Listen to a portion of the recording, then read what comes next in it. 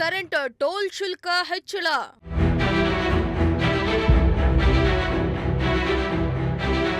ಬೆಲೆ ಏರಿಕೆ ಖಂಡಿಸಿ ರಾಜ್ಯ ಸರ್ಕಾರದ ವಿರುದ್ಧ ಬಿಜೆಪಿ ಕಿಡಿ.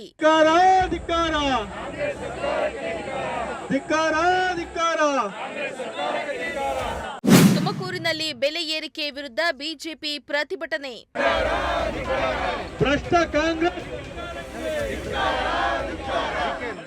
ಗ್ಯಾರಂಟಿ ಭಾಗ್ಯಗಳನ್ನ ಕೊಟ್ಟ ಕಾಂಗ್ರೆಸ್ ಸರ್ಕಾರ ಎಡಗೈಯಿಂದ ಕೊಟ್ಟು ಬಲಗೈಯಲ್ಲಿ ಕಸಿದುಕೊಳ್ಳುವ ಕೆಲಸ ಮಾಡ್ತಾ ಇದೆ.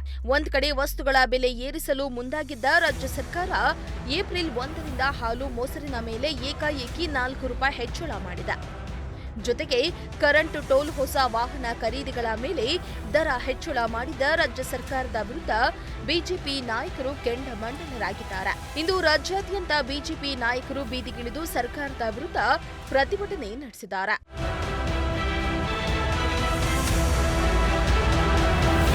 ಇತ್ತ ತುಮಕೂರಿನಲ್ಲೂ ಬಿಜೆಪಿ ಕಾರ್ಯಕರ್ತರು ಪ್ರತಿಭಟನೆ ನಡೆಸಿ ಆಕ್ರೋಶ ವ್ಯಕ್ತಪಡಿಸಿದ್ದಾರೆ. ನಗರದ ಡಿಸಿ ಕಚೇರಿ ಮುಂದೆ ಬಿಜೆಪಿ ಅಧ್ಯಕ್ಷ ರವಿಶಂಕರ್ ಹೆಬ್ಬಾಕ ನೇತೃತ್ವದಲ್ಲಿ ನೂರಾರು ಮಂದಿ ಬಿಜೆಪಿ ಕಾರ್ಯಕರ್ತರು ಪ್ರತಿಭಟನೆ ನಡೆಸಿದ್ದು, ರಾಜ್ಯ ಸರ್ಕಾರದ ವಿರುದ್ಧ ಧಿಕ್ಕಾರ ಕೂಗಿ ಆಕ್ರೋಶ ಹೊರಹಾಕಿದ್ದಾರೆ. ಪ್ರತಿಭಟನೆಯಲ್ಲಿ ನಗರ ಶಾಸಕ ಜಿಬಿ ಜ್ಯೋತಿ ಗಣೇಶ್ ಮತ್ತು ಗ್ರಾಮಾಂತರ ಶಾಸಕ ಸುರೇಶ್ ಗೌಡ ಸೇರಿ ಹಲವಾರು ಮುಖಂಡರು ಭಾಗಿಯಾಗಿದ್ರು. ಕಾಂಗ್ರೆಸ್ ಬಂದಿದ್ದೇ ಬೆಲೆ ಏರಿಕೆ ಗ್ಯಾರಂಟಿ ತಂದಿದೆ. ಲೂಟಿ ಹೊಡೆದ ಕಾಂಗ್ರೆಸ್ಗೆ ಧಿಕ್ಕಾರ. ಬೆಲೆ ಏರಿಕೆಯ ವಿರುದ್ಧ ಬಿಜೆಪಿ ಹೋರಾಟ ಮುಂದುವರಿಯುತ್ತದೆ ಎಂಬಂತಹ ಘೋಷಣೆಗಳನ್ನು ಕೂಗಲಾರಂಭಿಸಿದ್ರು. ಪ್ರತಿಭಟನೆಯಲ್ಲಿ ಜಿಲ್ಲೆಯ ಪ್ರಮುಖ ಬಿಜೆಪಿ ಮುಖಂಡರು ಭಾಗಿಯಾಗಿದ್ದು, ನೂರಾರು ಕಾರ್ಯಕರ್ತರು ಪ್ರತಿಭಟನೆಗೆ ಬೆಂಬಲವನ್ನ ನೀಡಿದ್ರು.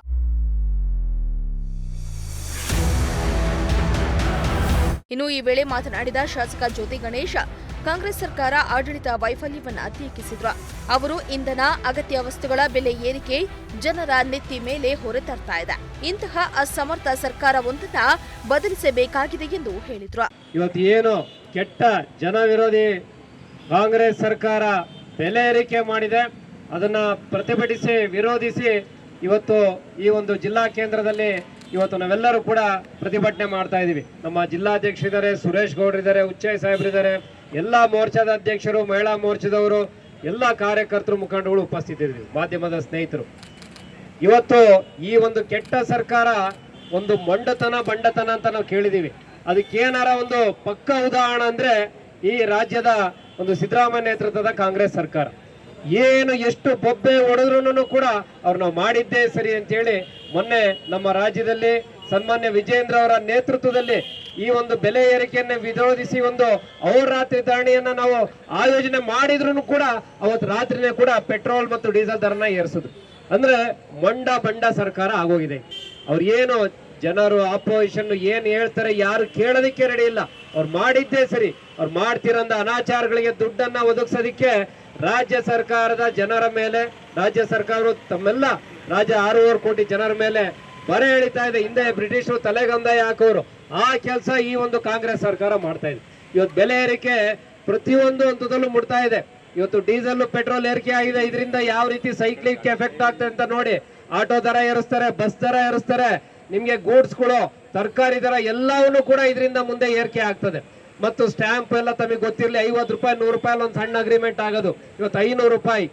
ಇವತ್ತು ನೀವೇನಾರ ಒಂದು ಸಾಲ ತಗೊಂಡು ಡಿಪಾಸಿಟ್ ಆಫ್ ಟೈಟಲ್ ಡೀಡ್ಸ್ ಮಾಡ್ಸಕ್ ಹೋದ್ರೆ ಮುಂಚೆ 1 ಕೋಟಿ ರೂಪಾಯಿಗೆ ಎಲ್ಲ ಒಂದು 10-15 ಸಾವಿರ ರೂಪಾಯಿ ಆಗೋದು, ಇವತ್ತು 60,000 ರೂಪಾಯಿ. ಇವತ್ತು ಜನರ ಮೇಲೆ ಇವತ್ತು ಒಂದ್ರ ಮೇಲೊಂದು ಬರೆ ಹರಿತಿರುವಂತ ಈ ಸರ್ಕಾರಕ್ಕೆ ಮಾನ ಮರ್ಯಾದೆ ಇಲ್ಲ. ಜನರ ಬಗ್ಗೆ 1% ಕೂಡ ಕಾಳಜಿ ಇಲ್ಲ. ಯಾವ್ದೋ ಒಂದು ಭಾಗ್ಯಗಳನ್ನ ಕೊಟ್ಬಿಟ್ಟು ವೋಟ್ ಹಾಕ್ಸ್ಕತಿ ಅನ್ನೋ ದೃಷ್ಟಿಯಿಂದ ಆ ಭಾಗ್ಯಗಳ ದುಡ್ಡು ಹಂಚೋದಿಕ್ಕೆ ಇವತ್ತು ಜನರ ಮೇಲೆ ಒಂದ್ರ ಮೇಲೊಂದು ಬರೆ ಎಳಿತಿದ್ದಾರೆ. ಇವತ್ತು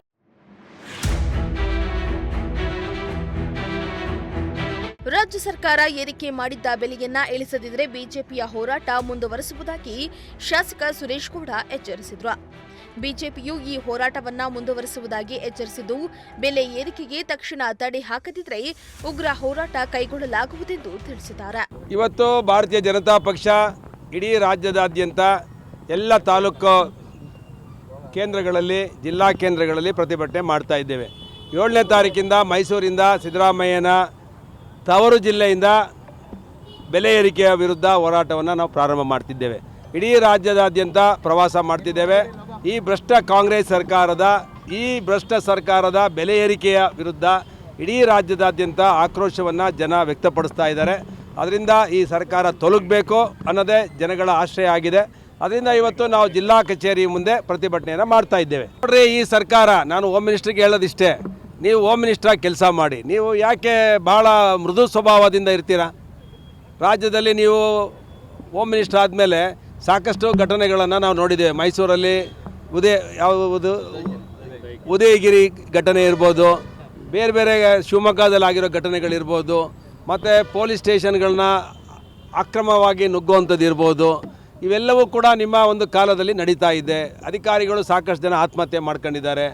ಸಾಕಷ್ಟು ಭ್ರಷ್ಟಾಚಾರಗಳು, ವಾಲ್ಮೀಕಿ ಹಗರಣ ಇರ್ಬೋದು, ಸಾಕಷ್ಟು ಹಗರಣಗಳಲ್ಲಿ ಸರ್ಕಾರ ಭಾಗಿಯಾಗಿದೆ.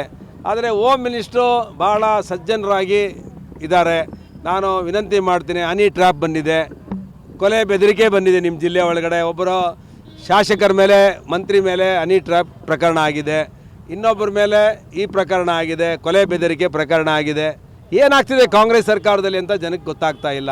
ಅಂದರೆ ಇದು 139 ಸ್ಥಾನ ಇದೆ ಅಂತೇಳಿ, ಆಬ್ಸಲ್ಯೂಟ್ ಮೆಜಾರಿಟಿ ಇದೆ ಅಂತೇಳಿ ತಾನು ಏನು ಮಾಡ್ಬೋದು ಸರ್ವಾಧಿಕಾರ ರೀತಿಯಲ್ಲಿ ಧೋರಣೆಗಳನ್ನು, ವರ್ತನೆಗಳನ್ನು ಮಾಡ್ತಾ ಇದೆ.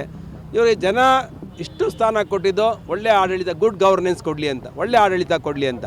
ಆದರೆ 2 ವರ್ಷದಲ್ಲಿ ಭಾಗ್ಯದ ಗುಂಗಿನಲ್ಲಿ ಭ್ರಷ್ಟಾಚಾರದಲ್ಲಿ ಸರ್ಕಾರ ಮುಳುಗಿದೆಯೇ ಹೊರತು ಯಾವೊಂದು ಅಭಿವೃದ್ಧಿ ಕೆಲಸಗಳನ್ನು ಕರ್ನಾಟಕ ರಾಜ್ಯದಲ್ಲಿ ಈ ಸರ್ಕಾರ ಮಾಡ್ತಾ ಇಲ್ಲ. ಈ ಸರ್ಕಾರ ಜನರ ಪಾಲಿಗೆ, ಬಡವರ ಪಾಲಿಗೆ, ರೈತರ ಪಾಲಿಗೆ ಸತ್ತೋಗಿದೆ.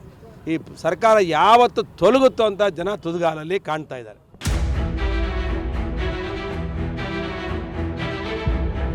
ಸರ್ಕಾರದ ಬೆಲೆ ಏರಿಕೆ ಧೋರಣೆ ವಿರುದ್ಧ ತುಮಕೂರಿನಲ್ಲಿ ಪ್ರತಿಭಟನೆ ಯಶಸ್ವಿಯಾಗಿದ್ದು, ಡಿಸಿ ಮೂಲಕ ಸರ್ಕಾರಕ್ಕೆ ಮನವಿ ಪತ್ರವನ್ನ ಸಲ್ಲಿಸಿದ್ರು.